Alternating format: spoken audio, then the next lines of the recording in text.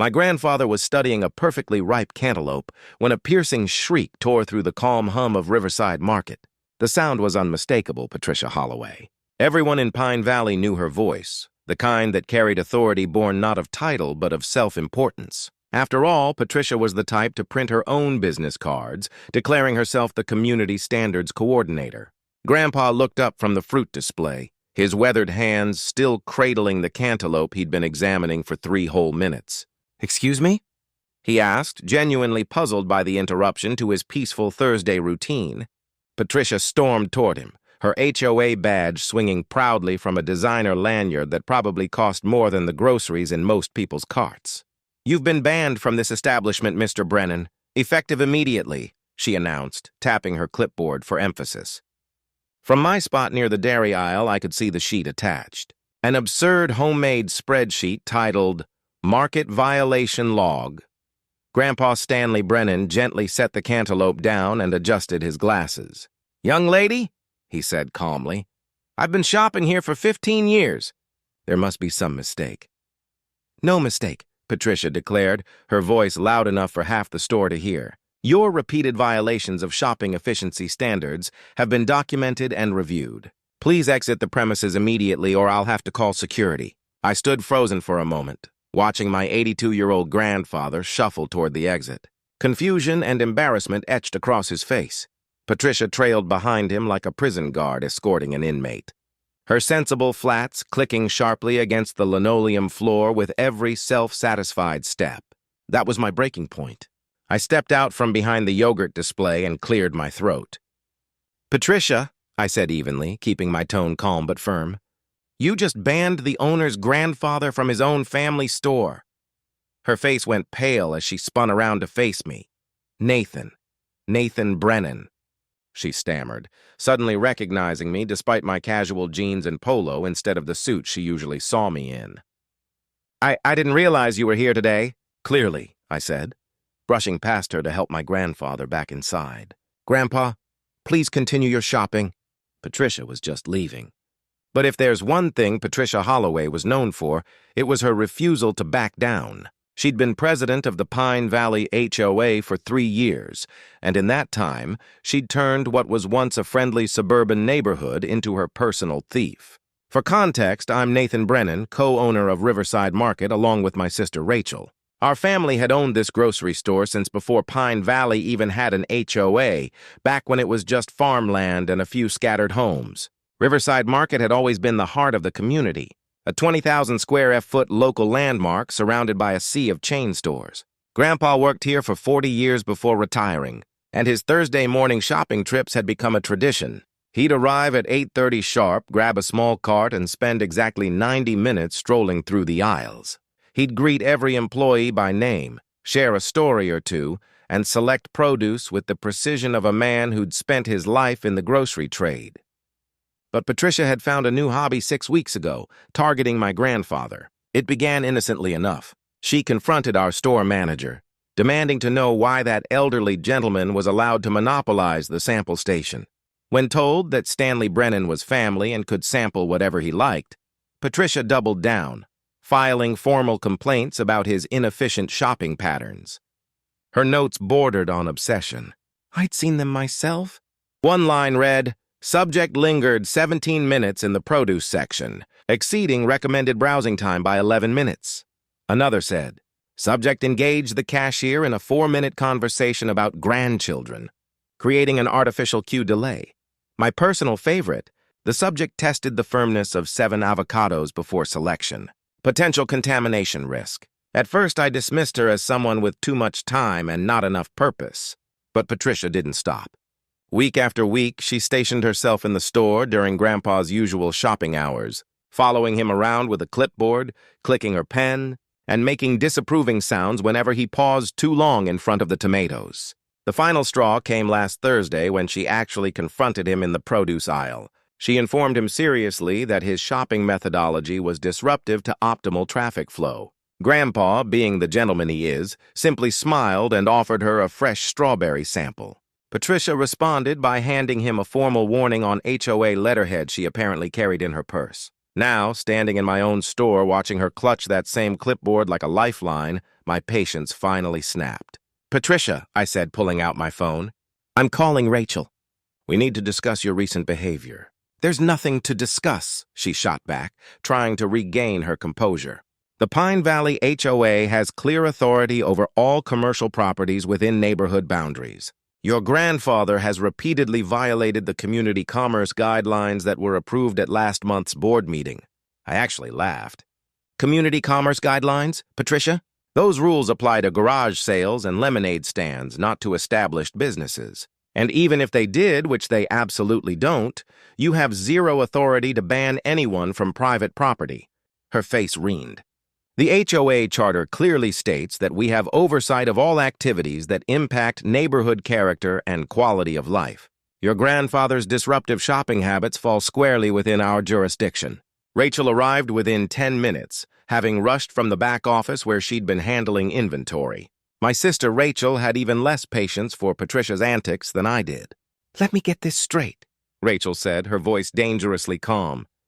"You've been stalking our grandfather, documenting his fruit-picking habits, and now you've tried to ban him from our family's grocery store." "I've been monitoring compliance with community standards," Patricia corrected, as if that somehow made it better. Rachel slowly pulled out her phone. "Perfect," she said coolly. "Then you'll be thrilled to know I'm calling our attorney.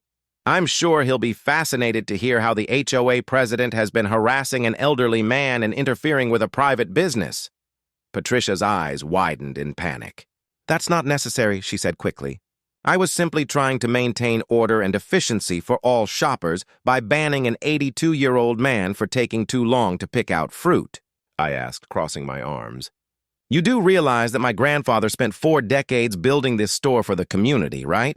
He knows every employee's name, their kids' birthdays. Half the people working here got their first jobs from him. And you want to ban him because he doesn't fit your made-up efficiency standards?" By now, a small crowd had gathered. Regulars who'd known Grandpa for years were exchanging disapproving looks aimed squarely at Patricia. Then Marcus Washington, our deli manager of 15 years, stepped forward. "Mr. Stanley taught me everything I know about running this counter," he said. "Man's a legend in this store. He can take as long as he wants, anywhere he wants." Patricia's posture stiffened. She was clearly outnumbered. But instead of backing down like a rational person, she decided to double down. "This is exactly the problem," she declared, raising her clipboard like a shield. "Favoritism, the old boy club mentality. The HOA exists to ensure fair and equal treatment for all residents." "Fair and equal." Rachel's voice rose slightly. "You mean like when you find the Hendersons because their grandkids left their bikes in the driveway for 20 minutes? Or when you sent Mr. Kim a violation notice because his rose bushes were 2 and above the height limit?" I raised a hand before Rachel could continue listing Patricia's greatest hits. "Here's what's going to happen," I said firmly. "You're going to leave now. You're going to stop harassing our grandfather. And if I ever see you following him around with that clipboard again, I'll have you trespass from this property." Patricia's chin lifted defiantly. "You can't do that. I shop here. I have rights as a customer." "Actually," I said, pulling out my phone and opening our lease documents. "According to our agreement with the Pine Valley Development Corporation, we have full rights to refuse service to anyone who disrupts business operations. Harassing other customers, especially elderly ones, qualifies as disruption." "This is discrimination," Patricia sputtered. "No," Rachel said sharply. "This is the consequence, something you seem completely unfamiliar with." Patricia's face twisted with fury as she turned on her heel and stormed out, announcing that she'd be calling an emergency HOA meeting to address this gross violation of community partnership standards. I wasn't worried. What Patricia didn't realize was that half the HOA board shopped at our market and they adored Grandpa. Sure enough, that emergency meeting was a train wreck for her. Patricia showed up with a 20-slide presentation titled "Commercial Entity Overreach in Residential Zones," complete with grainy security footage of Grandpa loitering in various aisles. The board lasted about 5 minutes before Helen Patterson, the treasurer, interrupted. "Patricia, that's Mr. Stanley you're showing up there," she said. He helped my daughter get her first job when she was 16. Are you seriously asking us to support banning him from his own family's store? Patricia tried to rally. This isn't about personal relationships. It's about maintaining standards and protecting the shopping experience for all residents. The only person disrupting anyone's shopping experience is you. Board member James Lowell shot back. I've seen you following Mr. Stanley around with that clipboard. It's creepy, Patricia. The vote that followed was swift and unanimous. Not only did the board reject Patricia's so-called community commerce guidelines, but they also voted to issue a formal apology to the Brennan family for her behavior. Patricia sat frozen in her chair as one by one. The board members shared stories about Grandpa's kindness over the years, how he'd helped them, hired their kids, or quietly donated to local causes. But the real consequences hit her the following week. See, Patricia worked as an office manager for a local real estate firm, and her boss, Janet Morrison, happened to be one of our regular customers. Janet had been in the store during the confrontation. She'd seen everything. I can't have someone who bullies elderly people representing my company. Janet told me later that week when she stopped by the market.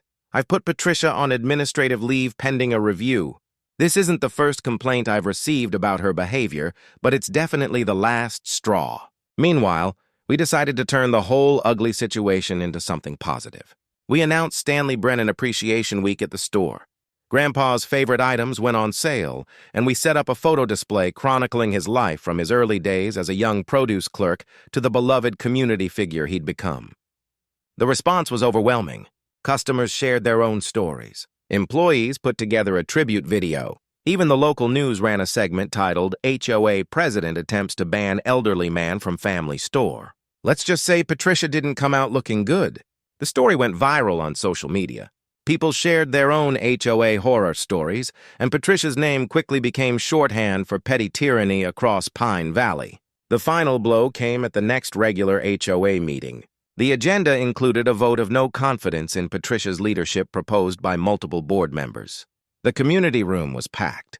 Standing room only. One by one, residents stood to voice their grievances. The vote wasn't even close. Patricia was removed from her position by a margin of 47-3, with only her and her two most loyal allies voting in her favor. As the results were announced, Patricia's face crumbled. Her beloved clipboard slipped from her hands and clattered to the floor. "This is all because of that old man and his family," she cried. "They turned everyone against me." "No, Patricia," Helen Patterson said firmly. "You turned everyone against yourself the moment you decided your made-up rules mattered more than basic human decency." Local news cameras captured Patricia's dramatic exit, storming past reporters, clutching a box of HOA paperwork, refusing to comment. The next day, we learned she'd been fired from her job. Janet Morrison released a statement saying the company could not employ someone whose values conflicted with its commitment to community and respect. By the end of the week, Patricia had listed her house for sale. The for sale sign went up Tuesday morning. By Wednesday afternoon, the new HOA board issued her a violation notice for placing the sign too close to the sidewalk. The irony wasn't lost on anyone. The fallout hit hard between legal fees from her failed attempts to fight her removal, losing her job, and the rushed sale of her house. Patricia's losses totaled in the tens of thousands. Her termination for cause even complicated her unemployment claim. The last time anyone saw Patricia Holloway in Pine Valley was at the closing for her house. She sold it for $30,000 below asking just to get out fast. As she signed the paperwork, the closing attorney, another loyal Riverside Market regular, smiled gently. "Mr. Stanley asked me to pass along a message."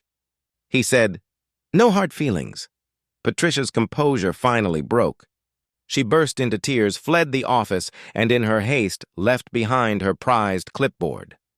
The gentle, earthy scent of cantaloupe filled my grandfather's senses, a perfume he'd known and loved for over 60 years.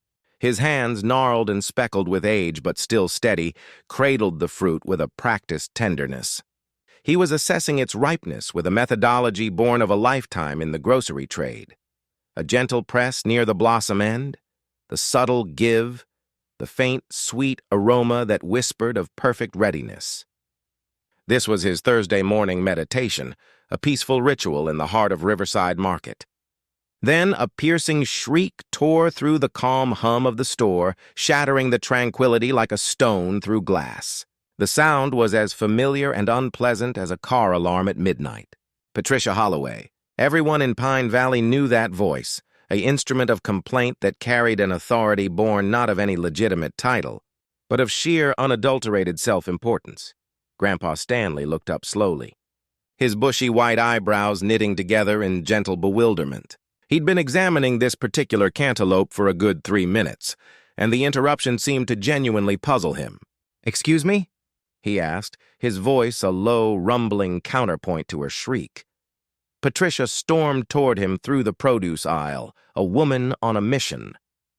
Her HOA badge, polished to a high gleam, swung proudly from a designer lanyard that probably cost more than the entire contents of my grandfather's modest cart.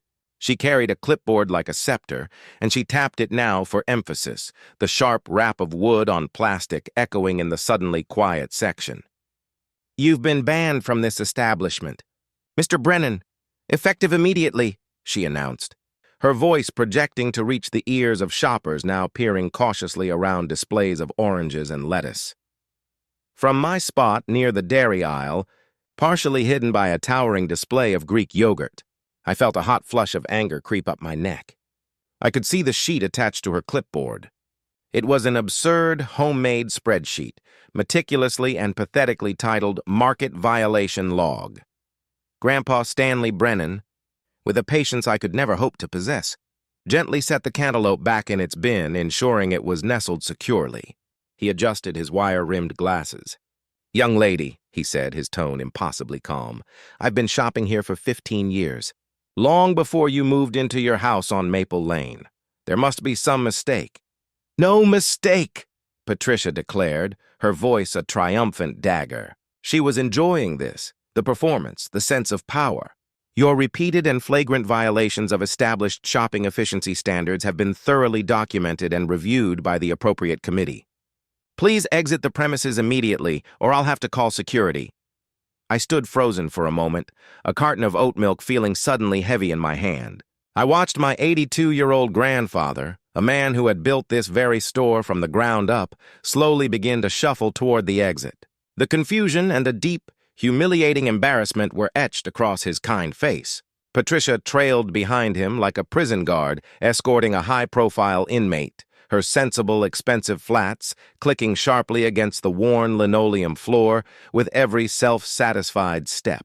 That sound, that relentless clicking condemnation, was my breaking point. I stepped out from behind the yogurt display, placing the carton back in the cooler. I cleared my throat, the sound unnaturally loud in the tense quiet. "Patricia," I said, my voice even, forcing a calm I did not feel. I kept my tone firm, the one I used for difficult vendor negotiations. "You just banned the owner's grandfather from his own family store." The transformation was instant and deeply satisfying. Her face, moments ago flushed with victory, went a pale, sickly white. She spun around, her eyes wide, finally recognizing me despite my casual jeans and polo shirt, a far cry from the suit and tie she usually saw me in during more formal business hours. Nathan Brennan," she stammered, the clipboard dipping slightly in her grasp. I didn't realize you were here today." "Clearly," I said, brushing past her to take my grandfather's arm. His skin felt thin and papery under my hand. "Grandpa, please ignore this nonsense. Continue your shopping." Patricia was just leaving, but if there's one thing Patricia Holloway was known for, besides her shrill voice, it was her absolute, bulldog-like refusal to back down. She'd been the self-appointed president of the Pine Valley Homeowners Association for 3 long years, and in that time, she'd systematically turned what was once a friendly, if slightly boring, suburban neighborhood into her personal fiefdom, a kingdom of petty rules and perceived slights. For context, I'm Nathan Brennan, and along with my sister Rachel, I am a co-owner of Riverside Market. Our family had owned and operated this grocery store since long before Pine Valley even had an HOA, back when it was just sprawling farmland and a few scattered homes connected by dirt roads. Riverside Market had always been the vibrant, beating heart of the community, a 20,000-square-foot local landmark that stood as a bastion of personality in a sea of soulless chain stores. My grandfather, Stanley, had worked here for 40 years before finally, reluctantly retiring. His Thursday morning shopping trips had become a beloved tradition, a weekly pilgrimage. He'd arrive at 8:30 sharp, grab a small cart, never a large one, and spend exactly 90 minutes strolling through the aisles. He'd greet every single employee by name, ask about their families, share a story or two from the old days, and select his produce with the precision of a diamond cutter. This was his way of staying connected to his life's work. Patricia, however, had found a new and disturbing hobby about 6 weeks ago, targeting my grandfather. It began innocently enough, if you consider blatant nosiness innocent. She had confronted our store manager, a patient man named Dave, demanding to know why that elderly gentleman was allowed to monopolize the sample station. When Dave politely informed her that Mr. Stanley Brennan was not just a customer but family and could sample whatever and whenever he liked, Patricia simply doubled down. She began filing formal, typed complaints about his inefficient shopping patterns.